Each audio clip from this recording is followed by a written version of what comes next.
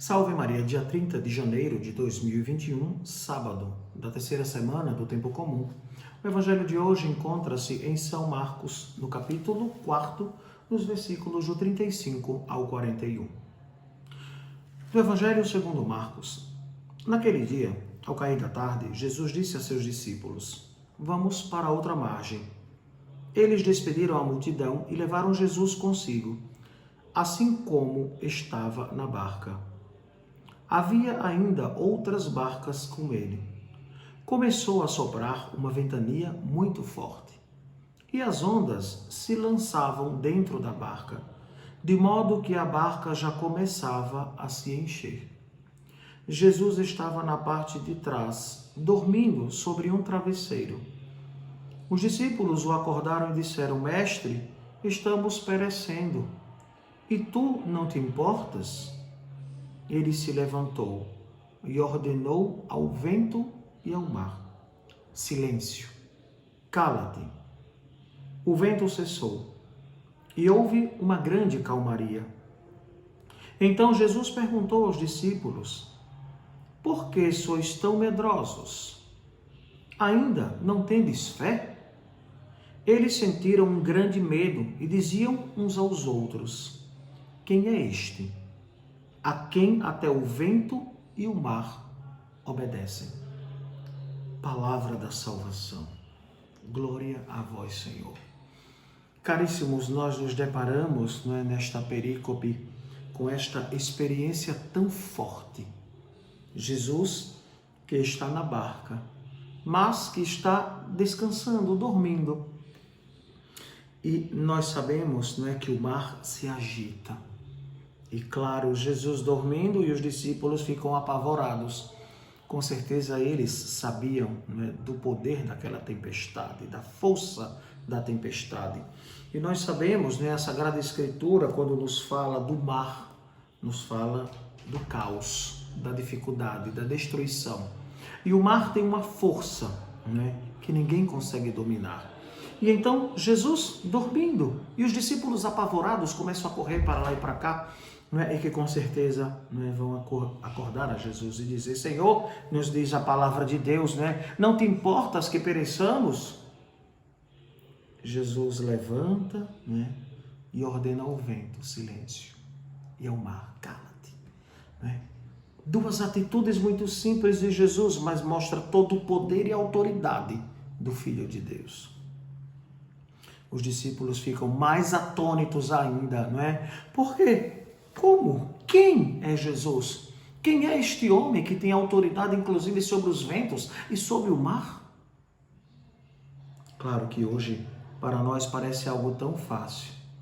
Somente para quem viveu uma dificuldade no mar, ou tem no oceano, no riacho, no rio, até mesmo numa piscina, que sofreu um princípio de afogamento, que sabe o desespero que dá. Aqueles homens estavam acostumados a pescar, estavam acostumados ao mar bravio e tiveram medo. Imaginem o tamanho da força da natureza. E então, meus discípulos estão passando pelas mesmas dificuldades. Eles gritam de angústia, as dificuldades que todos nós passamos. A barca é a igreja e todos nós estamos na barca. Mas Jesus está conosco. Se Ele está conosco, por que temer? Por que desesperar? É necessário entender, que não é um sono. O sono de Jesus não é um sono da morte, mas o sono de uma vida. De uma vida que quer entregar-se completamente. Dormindo, Jesus coloca em prática e faz praticamente um teste da confiança dos discípulos.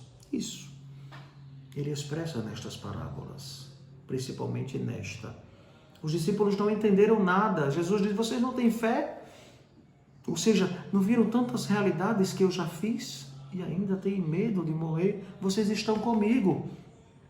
Quem está comigo, diz Jesus a cada um de nós, não deve temer. Claro que não vai se colocar, atentar contra a própria vida ou a vida de alguém, mas quem tem Deus no coração, quem vive a experiência da palavra, o Senhor está presente, livra do mal, não é? Dá sabedoria, encoraja, não é? E faz com que a pessoa se livre de todo o mal, de toda a perturbação, inclusive das ciladas do demônio. Nosso Deus é o Deus do impossível, creia. Só que os discípulos, muitas vezes, como algumas pessoas, estão dominadas pelos seus pensamentos, pelo seu modo de ser, pelo seu achismo, inclusive pelos medos. Vejam, todos nós temos medos, temos. Mas é necessário perceber que não podemos deixar que o medo tome a situação, não é? Imagine a primeira missa, quando eu celebrei a primeira pregação, quando eu voltei para a Itália, a primeira pregação em italiano, todos estes medos, né, nós superamos. Por quê? Porque cremos no Cristo. Crer em Jesus é superar os limites, na verdade, na justiça, o limite por meio da palavra, né? Não tentar o Senhor, mas viver dentro do limite e do desejo de Deus, de manifestar a sua misericórdia na missão, testemunhando o Cristo. Então não podemos nos deixar dominar pelos pensamentos e principalmente pelos maus pensamentos que não nos edificam, que nos faz perder a fé. Os discípulos não passaram pela prova, pelo teste. E você já passou por algum teste que você percebeu que era uma provação de Deus para a sua vida? Com certeza, com certeza. Nós já superamos e passamos. É interessante que São João da Cruz escreveu, né, a noite escura. E quantos de nós passamos por esta noite escura, ou seja, momentos de dor, de dificuldade, de angústia, inclusive de medo.